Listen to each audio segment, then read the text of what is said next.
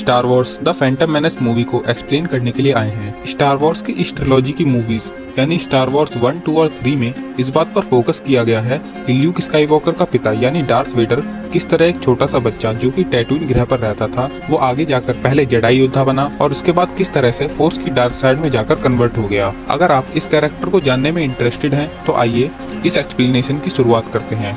Movie के शुरुआती description में हमें बता दिया जाता है कि गैलेक्सी के अंदर रिपब्लिक और ट्रेड फेडरेशन के बीच टैक्सेस को लेकर थोड़ी सी लड़ाई हो जाती है। इस कारण से ट्रेड फेडरेशन की तरफ से न्यूट गनरे सेनेट को धमकी देता है कि अगर हमारी डिमांड्स पूरी नहीं की गई तो हम लोग नाबू नाम के एक छोटे से प्लेनेट की नाकाबंदी कर देंगे। इस प्रॉब्लम को सॉल्व करने के लिए सेनेट के सुप्रीम चांसलर वेलोरम अपनी तरफ से 2 जेडाई योद्धाओं को भेजते हैं। वो दोनों जेडाई योद्धा थे क्वाइगॉन और उनका पैडावान यानी शिष्य ओबी-वान कनोबी। अब हमें मूवी में दिखाया जाता है कि वो दोनों जेडाई योद्धा उस प्रॉब्लम को सॉल्व करने के लिए ट्रेड फेडरेशन के पास पहुंच चुके होते हैं, मगर तभी हमें पता चलता है कि न्यूट गनरे जो कि नाबू प्लेनेट पर नाकाबंदी करने की बात कर रहा है वो डार्थ सीडियस से मिला हुआ है और इसके बारे में न सेनेट को पता है न ही दोनों जेडाई योद्धाओं को। न्यूट गनरे ने अब तक जितने भी काम किए थे वो डार्थ सीडियस के कहने पर किए थे। अब डार्थ सीडियस न्यूट गनरे से कह देता है कि तुम नाबू ग्रह पर नाकाबंदी कर दो और जो दोनों जेडाई योद्धा आए हुए हैं उनको मार दो, बाकी सब कुछ मैं देख लूंगा। पहले तो दोनों जेडाई योद्धाओं के ऊपर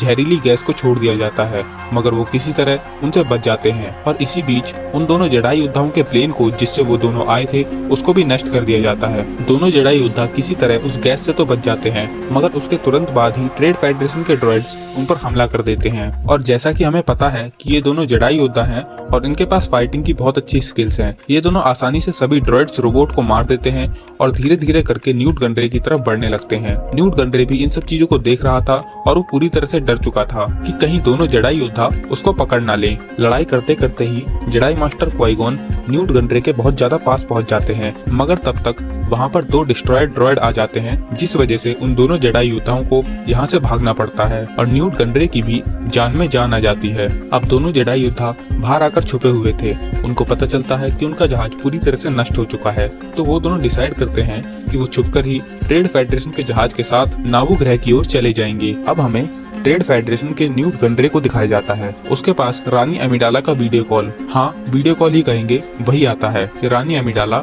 नाबू ग्रह की महारानी है। हाँ वही ग्रह जिस पर ट्रेड फेडरेशन नाकाबंदी करने की बात कर रहा है। रानी अमिडाला न्यूट गनरे से कह देती हैं कि हम अपने ग्रह पर किसी भी तरह की नाकाबंदी होने नहीं देंगे और उनसे पूछती हैं कि सेनेट की तरफ से मामले को सुलझाने के लिए जो दोनों जेडाई योद्धाओं को भेजा गया था उनके बारे में आपका क्या कहना है। तो न्यूट गनरे रानी अमिडाला से कह देता है कि मुझे इसके बारे में कुछ पता नहीं और रही नाकाबंदी की बात वो तो होकर ही रहेगी। और जब रानी अमिडाला का वीडियो कॉल कट जाता है तो न्यूट गनरे अपने सैनिकों को ऑर्डर दे देता है कि नाबू ग्रह के पूरे कम्युनिकेशन सिस्टम को ठप कर दिया जाए ताकि उनको बाहर से किसी भी प्रकार की जानकारी ना मिल सके। अब हमें नाबू ग्रह पर दिखाया जाता है, वही ग्रह जिस पर कब्जा हुआ है। वहाँ पर रानी अमिडाला अपने मंत्रियों के साथ पैल्पटीन से बात कर रही थी जो कि सेनेट का मेंबर था मगर तभी अचानक सिग्नल जाने की वजह से पैल्पटीन का वीडियो कॉल भी कट जाता है क्योंकि अभी कुछ देर पहले ही न्यूट गनरे के द्वारा यहाँ के कम्युनिकेशन सिस्टम को पूरी तरह से बंद कर दिया गया था। रानी को समझ आ जाता है कि उनका ग्रह अब खतरे में है, कुछ ही देर में यहाँ पर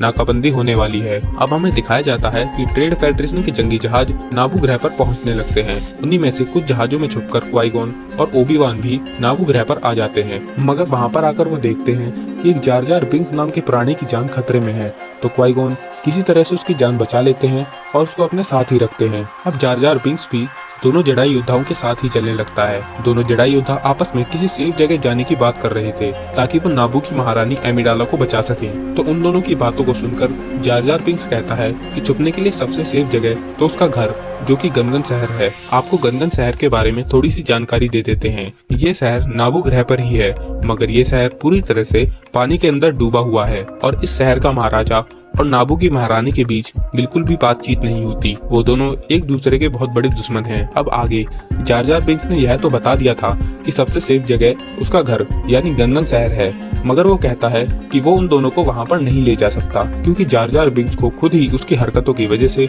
गनगन शहर से तड़ी पार कर दिया गया था, यानी उसको उसके शहर में आने की इजाजत नहीं थी, और अगर जार जार बिंक्स वहाँ पर जाने की कोशिश करता है तो उसको मार दिया जाएगा। मगर दोनों जडाई योद्धा किसी तरह से जार जार बिंक्स को मना लेते हैं और जार जार बिंक्स उनको पानी के अंदर अपने गनगन शहर में ले जाता है। अब थोड़ी ही देर में दोनों जडाई योद्धा जार जार बिंक्स के साथ उस शहर के अंदर पहुंच जाते हैं। शहर के अंदर घुसते ही जार जार बिंक्स को वहाँ के राजा के सामने प्रस्तुत किया जाता है। अब दोनों जडाई योद्धा वहाँ के राजा को समझाने की कोशिश करते हैं कि नाबू ग्रह पर ट्रेड फेडरेशन ने हमला कर दिया है और अगर आप इस समय उनकी मदद नहीं करेंगे तो जल्द ही वो लोग आप पर भी कब्जा कर लेंगे। मगर वो राजा उनकी किसी भी बात को मानने के लिए तैयार नहीं था। वो तो बस एक ही बात पर टिका हुआ था कि हमारा शहर पूरी तरह से सुरक्षित है, उस पर कोई भी हमला नहीं कर सकता।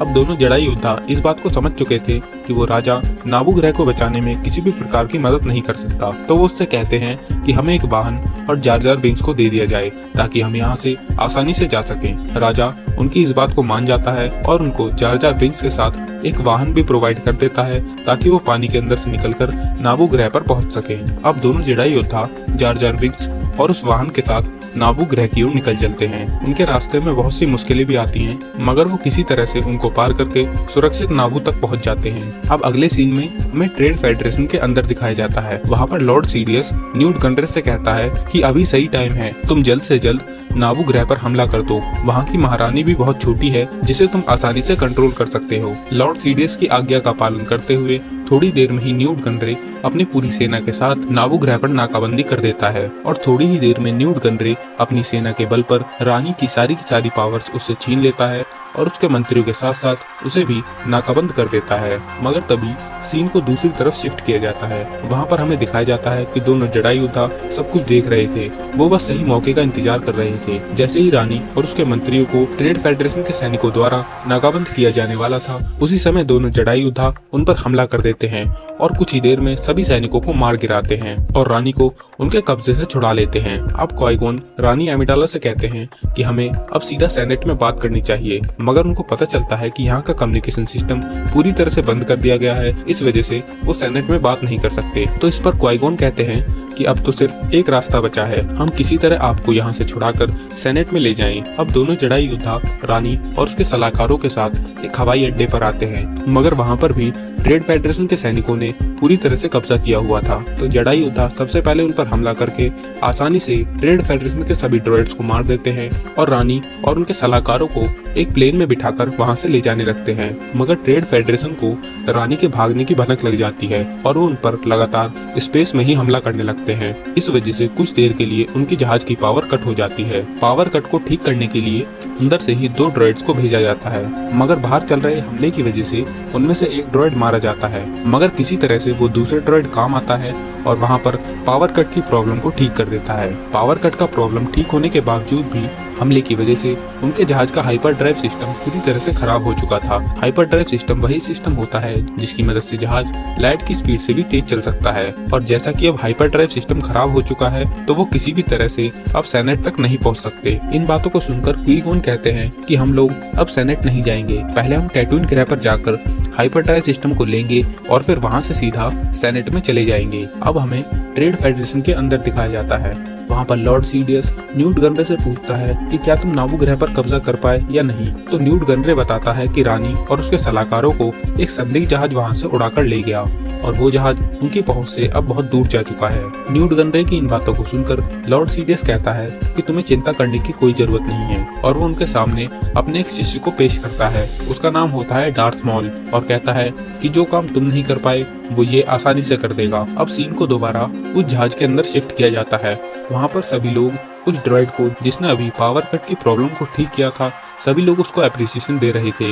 रानी भी उसके काम से बहुत ज्यादा खुश थी और ये रोबोट कोई और नहीं बल्कि R2-D2 है, जिसको हमने इस मूवी सीरीज की 4th, 5th और 6th पार्ट में देखा हुआ है। अब वो जहाज कुछ देर में टैटूइन ग्रह पर उतर जाता है। उस जहाज से जार जार बिंक्स, क्वाइगॉन और R2-D2 निकलते हैं ताकि वो बाहर जाकर हाइपर ड्राइव सिस्टम को खरीद सके। मगर तभी उनके साथ रानी के कहने पर उनकी एक दासी को भी भेज दिया जाता है ताकि रानी को बाहर चल रही चीजों के बारे में उनकी दासी सब कुछ बता सके। अब वो चारों को थोड़ी देर के बाद इधर उधर घूमने पर एक व्यापारी वाटो मिल जाता है जो कि उस टैटूइन ग्रह पर कबाड़ी का बिजनेस किया करता था। क्वाइगॉन वाटो से मिलकर कहते हैं कि उन्हें अपने जहाज के लिए हाइपरड्राइव सिस्टम के कुछ पार्ट्स चाहिए, क्या वो उन्हें यहाँ पर मिल सकते हैं। तो वाटो जेडाई मास्टर क्वाइगॉन को अंदर की तरफ ले जाकर उन्हें जहाज के बहुत से पार्ट्स दिखाता है। अब हमें अगले सीन में दिखाया जाता है कि वाटो के पास जो लड़का काम करता है वो रानी के द्वारा भेजी गई दासी से बात करने लगता है। वो उससे कहता है कि मेरा नाम एनिकन है।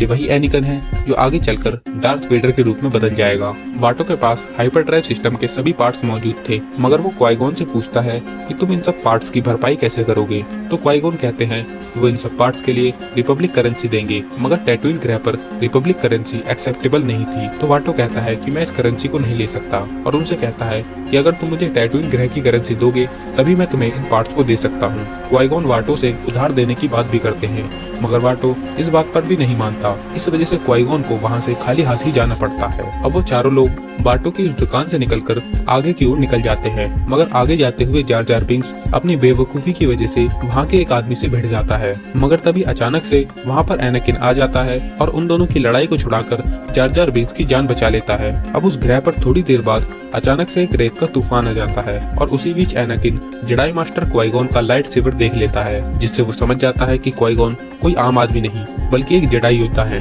वो रेत का तूफान धीरे धीरे उनकी तरफ बढ़ रहा था और उनके पास वापस अपने जहाज तक जाने का बिल्कुल भी टाइम नहीं था। तो एनाकिन उनसे कहता है कि अगर आप रेत के तूफान से बचना चाहते हैं तो आप मेरे घर पर आ सकते हैं। वो सब लोग भी एनाकिन की बात मान लेते हैं और उसके साथ उसके घर पर आ जाते हैं। अब सभी लोग एनाकिन के घर पर पहुंच चुके होते हैं। वहाँ पर एनाकिन उन सब लोगों को अपनी मॉम से मिलाता है और रानी की दासी और R2-D2 को अपने कमरे में ले जाकर उन्हें अपने द्वारा बनाया गया एक रोबोट दिखाता है। और ये रोबोट कोई और रोबोट नहीं बल्कि C-3PO था, जो कि आगे चलकर R2-D2 का एक बहुत अच्छा दोस्त बनता है। एनिकन के अंदर बचपन से ही मैकेनिकल चीजों को समझने और उनको बनाने की शक्तियाँ थी, जिसकी मदद से उसने अपनी छोटी उम्र में ही C-3PO को बना लिया। अब थोड़ी ही देर में एनिकन की मॉम सबको खाना प्रोवाइड कर देती है और वो सब लोग एक साथ बैठकर बातचीत करने लगते हैं। एनिकन क्वाइगॉन से कहता है कि कुछ ही दिनों में उनके यहाँ पर एक बहुत बड़ी जहाज को चलाने की रेस होने वाली है, जिसमें वो भी हिस्सा लेना चाहता है। उसी रेस के लिए उसने अपने लिए एक जहाज भी बनाया हुआ है। इन सब बातों को सुनकर क्वाइगॉन कहते हैं कि तुम्हारे अंदर जहाज को चलाने की बहुत अच्छी स्किल्स हैं। तुम्हारे पास जेडाई योद्धाओं जैसी बहुत सारी कलाएं हैं। जेडाई योद्धा वाली बात सुनकर एनिकन कहता है कि मुझे पता है कि आप भी एक जेडाई योद्धा हैं। मैंने भी आपका लाइट सेवर देखा हुआ है। इस बात को सुनकर एनाकिन मना कर देते हैं कि मैं कोई जेडाई योद्धा नहीं हूँ, मगर थोड़ी ही देर में उनको पता चल जाता है कि एनाकिन से कुछ छुपा नहीं रह सकता और वो बता देते हैं कि हाँ, मैं एक जेडाई योद्धा हूँ। और बताते हैं कि किस तरह से नाबू ग्रह पर हमला होने की वजह से वो लोग वहाँ की रानी पैडमे को सेनेट में ले जा रहे थे, मगर हाइपरड्राइव सिस्टम खराब होने की वजह से उनको टैटूइन ग्रह पर रुकना पड़ा और जैसे ही उनका हाइपरड्राइव सिस्टम ठीक हो जाएगा वो सीधा सेनेट में चले जाएंगे। एनाकिन को पता था कि उसके मालिक वाटो ने उनकी मदद नहीं की थी, तो वो उनसे कहता है कि कल होने वाली रेस में वो उनके लिए हिस्सा लेगा और उस रेस को जीतकर जो पैसे आएंगे वो उन पैसों से उनके लिए हाइपरड्राइव सिस्टम को खरीद देगा ताकि वो लोग आसानी से सेनेट में जा सकें। एनाकिन की इन बातों को सुनकर उसकी मॉम डर जाती है और वो कहती है कि तुम अभी बहुत छोटे हो, तुम इस रेस में हिस्सा नहीं ले सकते। मगर थोड़ी देर बाद उनको समझ में आ जाता है कि इस ग्रह पर उनकी मदद करने के लिए कोई भी नहीं है और सिर्फ एनाकिन ही ऐसा है जो कि बिना किसी लालच के उनकी मदद कर सकता है। अब अगली सुबह क्वाइगॉन वाटो के पास आते हैं और उसके सामने एक शर्त रखते हैं कि कल वाली रेस में वो अपना सारा पैसा एनिकन के ऊपर लगाएंगे और अगर एनिकन जीत गया तो हाइपरड्राइव में यूज होने वाले पुर्जे को छोड़कर सारा का सारा मुनाफा तुम्हारा हो जाएगा और अगर एनिकन हार गया तो मैं अपना जहाज भी तुम्हारे नाम कर दूंगा। वाटो को ये शर्त दोनों तरफ से प्रॉफिटेबल लगती है तो वो इस शर्त के लिए मान जाता है। अब हमें थोड़ी देर बाद का समय दिखाया जाता है। क्वाइगॉन अपने शिष्य ओबी-वान को यहाँ पर हो रही सारी घटनाओं को बता रहे थे और उसके बाद में थोड़ी देर में वहाँ पर एनिकन की मॉम आ जाती हैं। वो कहते हैं कि आपके बेटे एनिकन के पास बहुत ज्यादा शक्तियाँ हैं, वो बिना किसी लालच के सबकी मदद करने के लिए सबसे आगे रहता है। अब ऐसे ही आगे बात करते हुए क्वाइगॉन एनिकन की मॉम से पूछते हैं कि एनिकन का पिता कौन है, तो उसकी मॉम बताती हैं कि मैंने ही अकेले एनिकन को जन्म दिया है और अब तक इसकी सारी देखभाल अकेले मैंने ही की है। एनिकन की मॉम इस बात की उम्मीद लगाती हैं कि वो किसी तरह उनके बेटे को इस टैटूइन ग्रह से निकाल लें ताकि वो यहाँ पर किसी की स्लेवरी ना करे और बाहर जाकर खुद ब खुद अपना फ्यूचर बनाए। अब वहीं हमें दूसरी तरफ दिखाया जाता है एनिकन के बनाए हुए जहाज का फर्स्ट ट्रायल पूरी तरह से सक्सेसफुल होता है, जिससे एनिकन बहुत ज्यादा खुश था। अब कुछ देर में रात हो जाती है और आगे के सीन में हमें एनिकन और क्वाइगॉन को दिखाया जाता है। क्वाइगॉन एनिकन से बात करते हुए वे चुपचाप उसके खून का कुछ सैंपल निकाल लेते हैं और फिर उस सैंपल को ओबी-वान को टेस्ट करने के लिए देते हैं। ओबी-वान उस सैंपल को टेस्ट करके क्वाई-गॉन को बताते हैं कि एनाकिन के अंदर मेडिक्लोरिन की मात्रा बहुत ज्यादा है, जो कि जेडाई मास्टर योडा से भी बहुत आगे निकल चुकी है। अब अगली सीन में हमें दिखाया जाता है कि लॉर्ड सीडियस के द्वारा भेजा गया उनका शिष्य डार्थ मॉल उस ग्रह पर पहुंच चुका था। वो रानी और उनके जहाज को ढूंढने के लिए अपने छोटे छोटे ड्रोन्स को पूरी जगह पर फैला देता है। अब सीन को अगले दिन पर शिफ्ट किया जाता है। सभी लोग रेस की तैयारियों में जुट चुके थे। रेस के कुछ देर पहले ही क्वाई-गॉन वाटो से मिलते हैं। वाटो क्वाई-गॉन से कहता है कि तुमने अपना पैसा गलत बच्चे पे लगाया हुआ है, क्योंकि बहुत सालों से इस रेस को सिबुल्बा नाम का एक आदमी जीत रहा है और मुझे पूरा विश्वास है कि इस बार भी वही जीतेगा। मैंने अपना बहुत सारा पैसा सिबुल्बा के ऊपर लगाया हुआ है। इस बात को सुनकर क्वाई-गॉन वाटो से कहते हैं कि अगर तुम्हें इतना ही भरोसा है तो तुम एक और शर्त लगाओ कि अगर एनाकिन इस रेस को किसी भी तरह जीत जाता है तो तुम उसको और उसकी मॉम को स्लेवरी से पूरी तरह से मुक्त कर दोगे और उन दोनों को मेरे साथ जाने की परमिशन दोगे। वाटो कहता है कि मैं दोनों पर शर्त नहीं लगा सकता, मगर मैं उस बच्चे के ऊपर शर्त लगा सकता हूँ, और इस शर्त के लिए मान जाता है कि अगर एनाकिन इस रेस को जीत गया तो वो स्लेवरी से पूरी तरह से मुक्त हो जाएगा।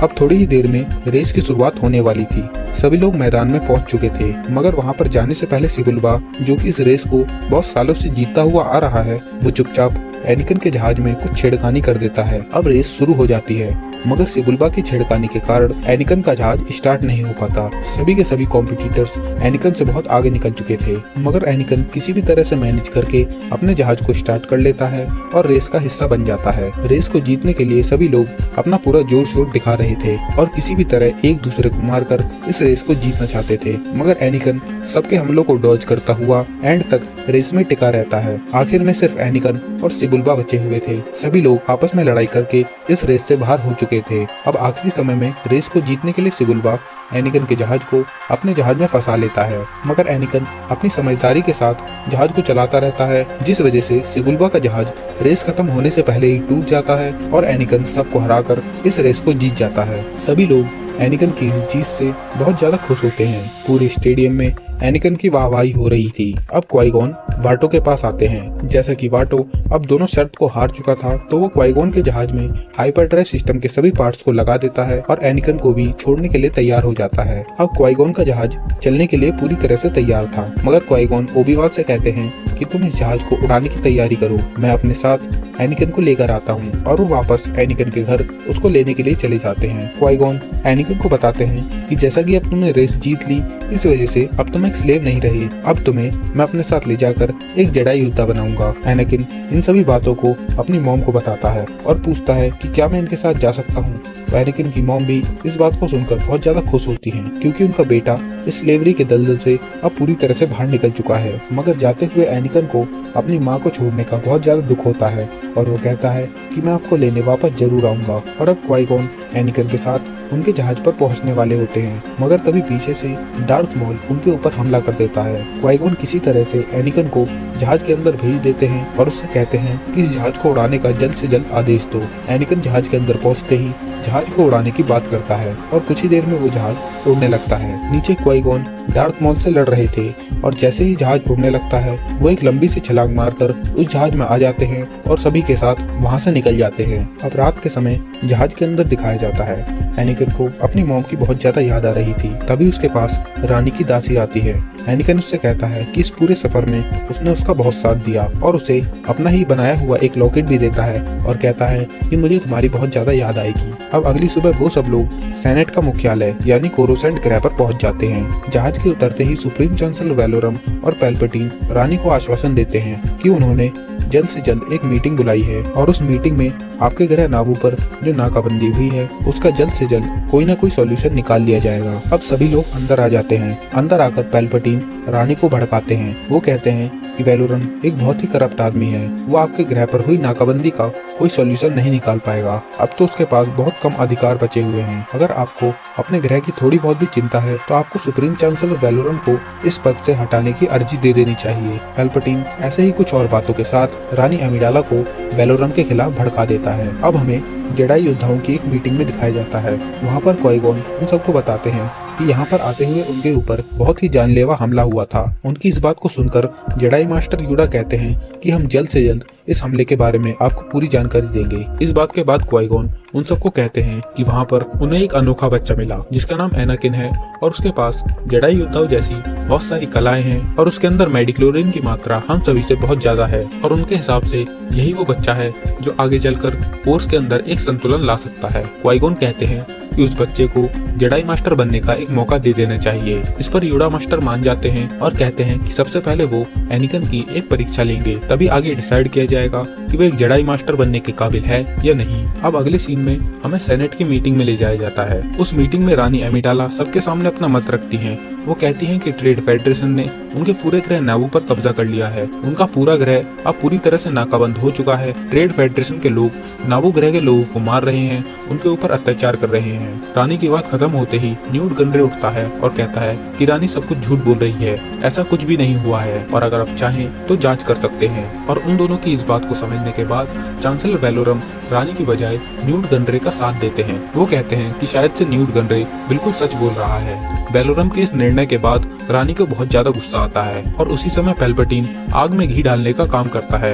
वो रानी से कहता है कि मैंने तो आपसे पहले ही कहा था कि वेलोरम बहुत ज्यादा भ्रष्ट हो चुके हैं, इस वजह से आप जल्द से जल्द उनको हटाने का विचार सबके सामने पेश कर दो। पैल्पटीन की बात रानी को बिल्कुल सही लगती है, इस वजह से उसी मीटिंग में वो सबके सामने वेलोरम को हटाने का प्रस्ताव रख देती है और वहाँ पर मौजूद सभी लोग भी वोट दो की मांग करने लगते हैं। और वही सीन को अब दूसरी तरफ शिफ्ट किया जाता है जहाँ पर जेडाई मास्टर्स की मीटिंग में सभी लोग एनाकिन का टेस्ट ले रहे थे, मगर योडा मास्टर थोड़ी देर बाद समझ जाते हैं कि एनाकिन के अंदर अपनी माँ से बिछड़ने का बहुत ज्यादा डर बैठा हुआ है। इस वजह से वो एनाकिन को जेडाई मास्टर बनाने के लिए मना कर देते हैं। अब सीन को दोबारा रानी एमिडाला की तरफ शिफ्ट किया जाता है। उनके पास पैल्पटीन आते हैं और कहते हैं कि आपकी अर्जी को स्वीकार कर लिया गया है और दोबारा से वोटिंग होने लगी है और इस बार वोटिंग लिस्ट में मेरा यानी पैल्पटीन का नाम भी आ चुका है और अगर मैं सुप्रीम चांसलर बन गया तो जल्द से जल्द आपके ग्रह नावू की प्रॉब्लम को सॉल्व कर दूंगा। और इस बात को सुनकर हमें पता चल जाता है कि हर बार पैल्पटीन रानी को क्यों भड़का रहा था, ताकि वो रानी की मदद से वोटिंग करवा सके और वोटिंग के बाद खुद सुप्रीम चांसलर बन जाए।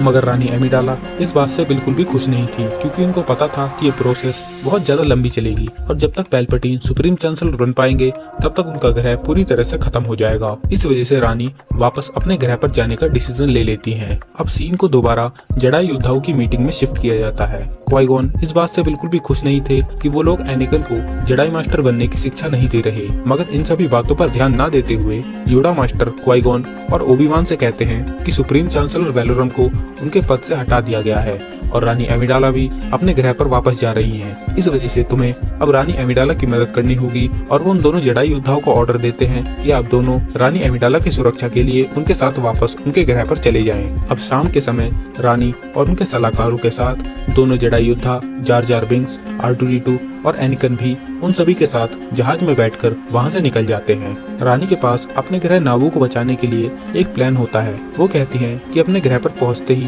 वो सबसे पहले गनगन शहर के लोगों से मिलना चाहेंगी ताकि वो उनकी मदद के सहारे अपने पूरे ग्रह को ट्रेड फेडरेशन की नाकाबंदी से आजाद कर सकें। थोड़ी देर बाद उनका जहाज नावू ग्रह पर पहुंच जाता है और वो सब लोग जार जार बिंक्स की मदद से गनगन शहर के राजा से मिलते हैं और इस समय हमें सबसे बड़ा सीक्रेट रिवील होता है जिसमें हमें दिखाया जाता है कि अब तक हम जिसे रानी समझ रहे थे असल में वो रानी नहीं बल्कि एक दासी थी और जो दासी शुरुआत से लेमलाइट में थी वो ही असल में नावू की महारानी थी। मगर हमारे दिमाग में एक क्वेश्चन रहेगा, इस बार भी वो चुपचाप ही गनगन शहर के राजा से बातचीत करके उनकी मदद मांग सकती थी, तो उसको सबके सामने अपना चेहरा दिखाने की क्या जरूरत थी। तो इसका आंसर यह है कि इस बार रानी को अपने पूरे ग्रह को बचाने के लिए एक असली मदद चाहिए थी और जिस मदद की बुनियाद ही झूठ पर टिकी हुई हो वो ज्यादा देर तक नहीं चल पाती। इस वजह से रानी राजा के सामने आकर अपने पैरों पर झुककर उसे मदद मांगती है। गनगन का राजा भी इस बात को देखकर समझ जाता है कि वो सब लोग बहुत ज्यादा मुसीबत में हैं और रानी की मदद करने के लिए तैयार हो जाता है। अब सब लोग अटैक करने का प्लान बना रहे थे। रानी उनसे कहती है कि अगर उन्होंने ट्रेड फेडरेशन के वाइसरॉय यानी न्यूट गनरे को अपने कब्जे में कर लिया तो वो आसानी से इस जंग को जीत जाएंगे, मगर इसके लिए सबसे पहले उन्हें न्यूट गनरे तक पहुंचना होगा जो कि एक बहुत ही मुश्किल काम है। रानी एमिडाला उन सबसे कहती हैं कि हम लोग चुपचाप महल में घुस जाएंगे, तब तक आप सब लोग अपनी सेना के साथ ट्रेड फेडरेशन की सेना का मुकाबला करिए ताकि उनको इस बात का शक ना हो कि अंदर महल में भी कोई घुस चुका है। जैसा रानी ने सोचा होता है वो सब लोग उसी पर काम करते हैं। दोनों जड़ाई योद्धा रानी और कुछ सैनिकों के साथ महल के अंदर घुसने लगते हैं। अंदर घुसकर वो सबसे पहले हवाई अड्डे पर हमला करते हैं और वहां पर कैद सभी पायलट्स को छुड़ा देते हैं। सभी पायलट्स तुरंत ही आजाद होने के बाद अपने अपने जहाज में बैठकर उन्हें उड़ाकर स्पेस में ले जाते हैं ताकि वो सब लोग ट्रेड फेडरेशन के मेन सेंटर पर हमला कर सके, ताकि नीचे जो ड्रॉइड्स की आर्मी है उनका कनेक्शन ट्रेड फेडरेशन से कट जाए और वो लोग इस जंग को आसानी से जीत जाएं। लड़ाई के बीच ही क्वाई-गॉन एनाकिन से कहते हैं कि तुम चुपचाप जाकर एक जहाज में बैठ जाओ ताकि उसको लड़ाई के बीच कोई चोट न लग जाए। अब दोनों जड़ाई योद्धा रानी एमिडाला और कुछ सैनिक अंदर की ओर घुसने लगते हैं, मगर तभी उनके सामने डार्थ मॉल आ जाता है। दोनों जड़ाई योद्धा रानी से कहते हैं कि हम दोनों इसको संभालते हैं, आप लोग महल के अंदर जाइए। और उसके बाद दोनों जड़ाई योद्धा डार्थ मॉल से लड़ने लगते हैं। जब रानी महल के अंदर घुसने वाली होती हैं, तभी उनके ऊपर कुछ डिस्ट्रॉयर ड्रॉइड हमला कर देते हैं। रानी को बचाने के लिए एनाकिन अपने जहाज की मशीन गन से उन पर हमला करके उनको खत्म कर देता है, मगर इसी बीच एनाकिन का जहाज भी चलने लगता है और वो उस जहाज के साथ ही स्पेस में उड़ जाता है। महल के बाहर भी गनगन की सेना पूरी तरह से ट्रेड फेडरेशन की ड्रॉइड्स की सेना का सामना कर रही थी। हर तरफ युद्ध छिड़ा हुआ था। एक तरफ डार्थ मॉल का सामना दोनों जड़ाई योद्धा कर रहे थे। रानी अपने कुछ सैनिकों के साथ महल में जाने की कोशिश कर रही थी और सभी गनगन के लोग पूरे जोश और जुनून के साथ ड्रॉइड सेना का सामना कर रहे थे। अब एनाकिन पूरी तरह से स्पेस में आ चुका था, मगर वहां पर ट्रेड फेडरेशन के हमले की वजह से एनाकिन अपने जहाज के ऊपर कंट्रोल खो देता है और वो ट्रेड फेडरेशन के मेन सेंटर में अपने जहाज के साथ ही घुस जाता है।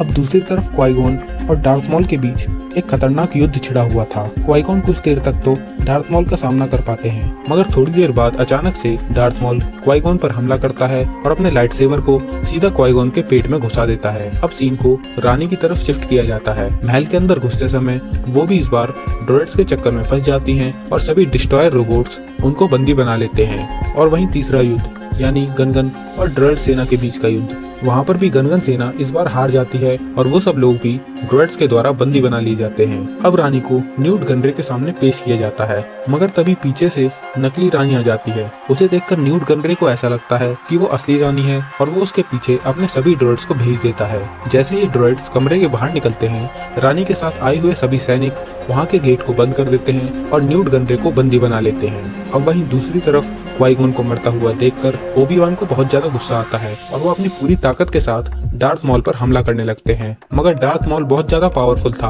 उसको हराना कोई आम बात नहीं थी। लड़ाई के थोड़ी देर बाद ही डार्थ मॉल ओबी-वान को ऊपर से नीचे फेंक देता है, मगर ओबी-वान किसी तरह से एक चीज को पकड़कर वहां पर लटक जाते हैं और ऊपर से डार्थ मॉल ओबी-वान के लाइट सेबर को भी नीचे की तरफ फेंक देता है। वहीं जहाज के अंदर फंसा हुआ एनाकिन, जो कि अपने जहाज के साथ ट्रेड फेडरेशन के मेन सेंटर में घुस गया था, उसके ऊपर रोबोट्स हमला करने लगते हैं, मगर एनाकिन अपने जहाज की गन की सहायता से सभी रोबोट्स को मारने लगता है। एनाकिन के हमलों की वजह से जहाज अंदर से नष्ट होने लगता है। ये देखकर एनाकिन समझ जाता है कि वो आसानी से ट्रेड फेडरेशन को खत्म कर सकता है और वो अंदर ही अंदर लगातार हमला शुरू कर देता है। थोड़ी देर तक अंदर हमला करने के बाद एनाकिन अपने जहाज के साथ बाहर निकल जाता है और वो पूरा ट्रेड फेडरेशन का स्टेशन तबाह हो जाता है। ट्रेड फेडरेशन का स्टेशन नष्ट होते ही गनगन की सेना, जो कि ड्रॉइड्स के कब्जे में आ चुकी थी, वो भी पूरी तरह से छूट जाती है, क्योंकि जैसे ही स्टेशन नष्ट हुआ सभी ड्रॉइड्स का कंट्रोल खो गया और वो सब लोग इनएक्टिव हो गए। और अब हमें अगले सीन में ओबी-वान को दिखाया जाता है,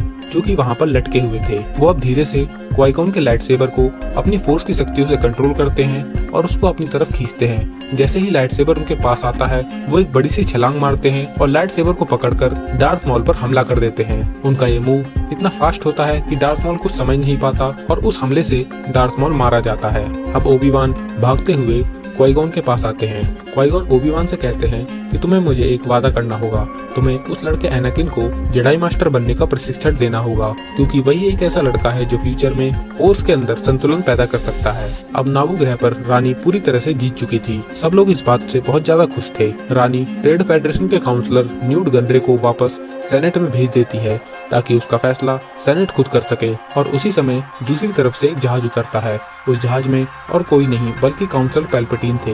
वो आकर रानी से कहते हैं कि वो उस इलेक्शन को जीत चुके हैं और अब वो भारी वोटों के साथ सुप्रीम चांसलर बन चुके हैं। और रानी से आगे कहते हैं कि अब हम दोनों मिलकर यहाँ पर पूरी तरह से करप्शन हटा देंगे। और अब हमें अगले सीन में दिखाया जाता है कि ओबी-वान योडा मास्टर को इस बात के लिए मना लेते हैं कि अब एनिकन को भी जेडाई मास्टर बनने का प्रशिक्षण देना चाहिए। इसके बाद इस मूवी के आखिरी सीन में हमें दिखाया जाता है क्वाइगॉन की बॉडी को जला दिया जाता है और तभी योडा मास्टर के पास खड़े जेडाई मास्टर विंडू उनसे कहते हैं कि जिसने ओबी-वान को मारा है वो कोई और नहीं बल्कि एक सिथ लॉर्ड है। और आगे हमें नाबू ग्रह पर दिखाया जाता है कि वहाँ की पूरी जनता बहुत ज्यादा खुश होती है और इस एंड पर यह मूवी खत्म हो जाती है।